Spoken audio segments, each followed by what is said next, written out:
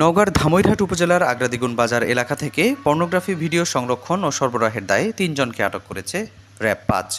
শনিবার রাত 10:30টায় গোয়েন্দা তথ্যের ভিত্তিতে সিপিসি-৩ জয়পুরহাট র্যাব ক্যাম্পের একটি চৌকস টিম অভিযান চালিয়ে তাদের আটক করে। আটককৃতরা হল উপজেলার আওয়ালদিঘি গ্রামের রায়হান কবিরের ছেলে মাসুদ রানা, মৃত তমিজউদ্দিনের ছেলে আতোয়ার হোসেন ও উত্তর কাশীপুর গ্রামের নূর ইসলামের ছেলে মোহাম্মদ নুরুজ্জামান। আটককৃতরা আগ্রাদীগুন বাজারে তাদের দোকানের কম্পিউটারের হার্ড ডিস্কে অশ্লীল সিনেমা ভিডিও, পর্নোগ্রাফি ভিডিও সংরক্ষণ ও স্থানীয় কিশোর ও স্কুল পড়ুয়া শিক্ষার্থীদের কাছে টাকার বিনিময়ে তা সরবরাহ করত।